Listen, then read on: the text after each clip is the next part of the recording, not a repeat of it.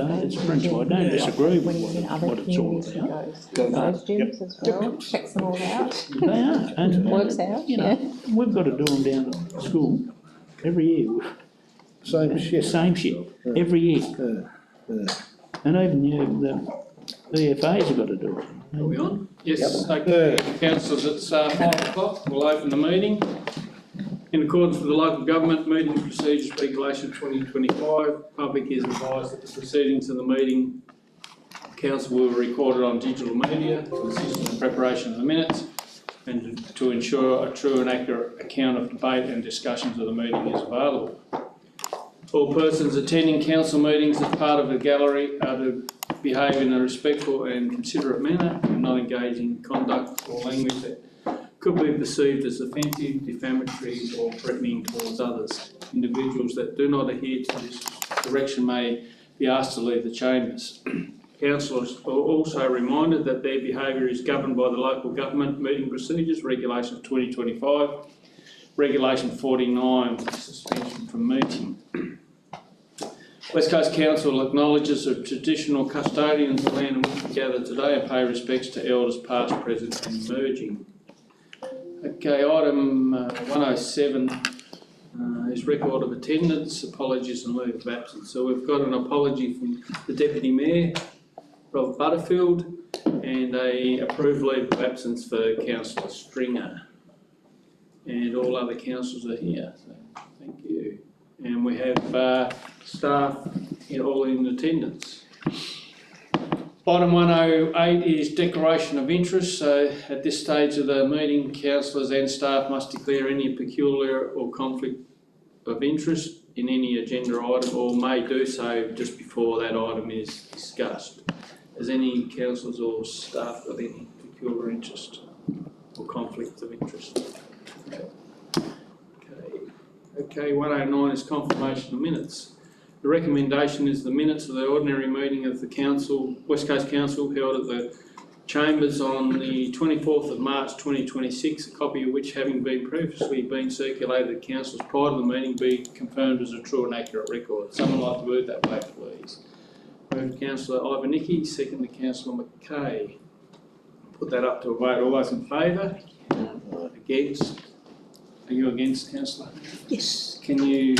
Why are you against the minutes? Is there something wrong in the minutes? There is, but I'll have to discuss that at a later date with Scott. It needs to go into the closed meeting.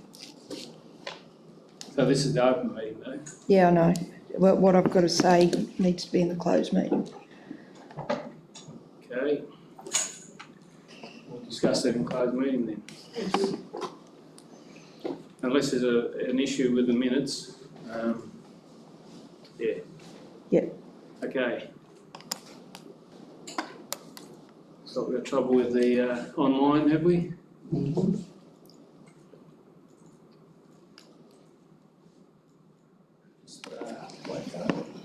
All good? Dunno. Okay, public participation question time. Member of the public may give a written notice to the General Manager 7 days before an ordinary meeting. A member of the public may also attend the meeting and ask any questions. A maximum of 2 questions can be asked per person. Have we got any questions from the gallery? Yes. Can you please announce your name first and your address? Thank you. Teresa Barclay, Terry Barclay, 25 McNamara Street, Queenstown. Hey everyone. I have emailed this question to you all this afternoon just so that you've got it.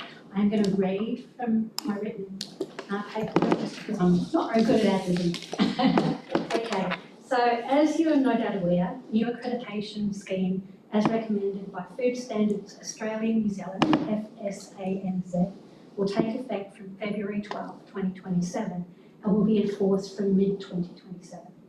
This accreditation scheme will make it illegal to sell berries, leafy greens and herbs unless you have paid for a licence to do so. When a similar process was proposed in New South Wales and Victoria, they decided to require this for properties of 2 hectares or more. In Tasmania, however, this proposal is for all properties regardless of size. According to Tasmanian country reporting, there have been 0 cases of salmonella in Tasmania from leafy vegetables, and the only hepatitis A case from berries was from imported berries. Yet these are the reasons given by FSANZ for introducing this onerous requirement. With the Strait of Hormuz still closed at the time of writing this, even if it were to open today, we're facing a grave threat to our fresh food production in Australia. This places the west coast of Tasmania, where we are particularly isolated from places of food production and dependent upon transportation of fruit and vegetables, in particular danger of upcoming food shortages.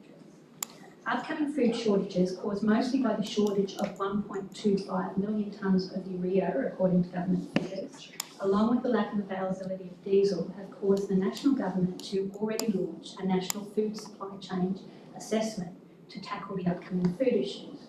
This shows the seriousness of our current situation. There are many on the west coast of Tasmania and indeed throughout Australia who are already struggling to feed themselves and their families. Any increase in food prices along with food scarcity is going to cause widespread concern within our community.